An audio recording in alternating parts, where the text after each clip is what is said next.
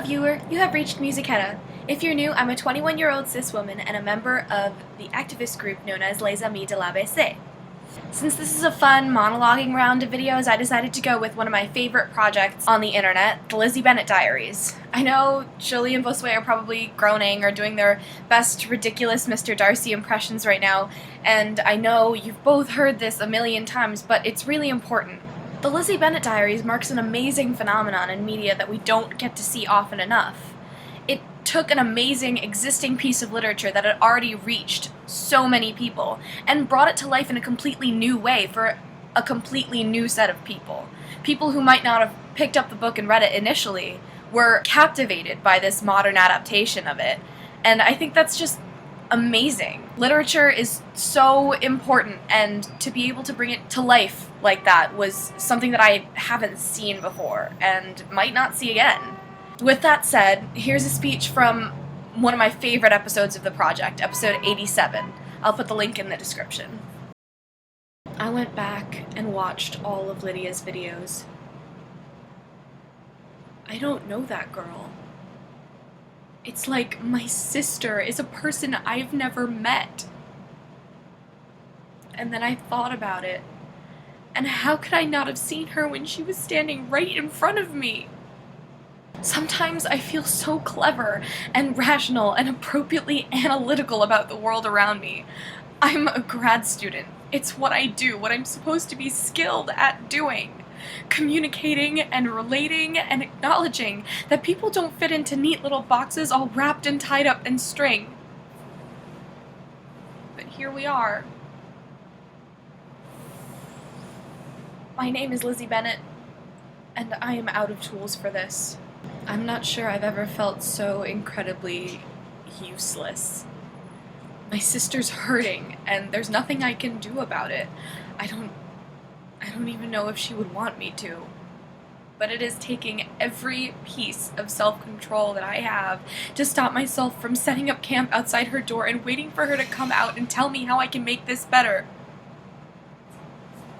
Or going to find George Wickham and... I probably shouldn't finish that. Plausible deniability.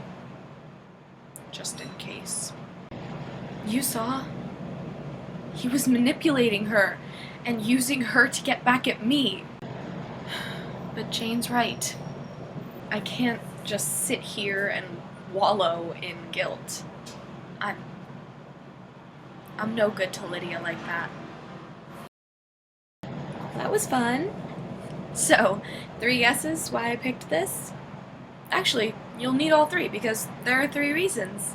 As you may or may not know, I am a comparative literature major here at school, so I am very much into books, and Austen has always been one of my favorite authors. She was amazing, both in her life and in her writing, and Pride and Prejudice is one of my favorites of all her works. I have a copy right there on my bookshelf. What Lizzie Bennet Diaries did was take an amazing book that was about sisters, about strong women in their time, and it updated it to be about modern women who are strong in their own ways. The series owns the Bechdel test. Even if a lot of what the girls talk about is guys, they do tackle other problems too. They're fully fleshed out human beings, like so many female characters can't seem to be these days. Secondly, Lizzie Bennet is one of the most amazing characters I've ever encountered. Of course, she's not perfect, but she is so passionate and she's so full of love for her sisters, for her friends, for her work, and even though it might not always manifest in healthy ways, she is not afraid of loving. It's powerful, and her emotions make her strong.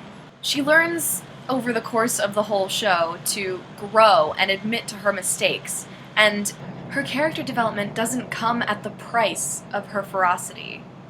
She still loves fiercely and protectively and wonderfully and beautifully. And it's good to know that love, even if it's not the most healthy kind of love, can be a good thing. The third reason I picked this monologue is that I think Lizzie Bennet Diaries as a whole teaches a very important lesson. And this particular speech gets that across really well, that it's okay to not know what you're doing or how to fix things that you've done wrong. And it's okay to admit to making mistakes. It's okay to be scared. And the best thing, as cliche as it sounds, the best thing that you can do is make an effort, try, and things will get better. Thank you so much for watching. Once again, I am Musichetta, and we are Les Amis de l'ABC. If you like this, please let us know in the comments. Hit like, hit subscribe, and stay beautiful.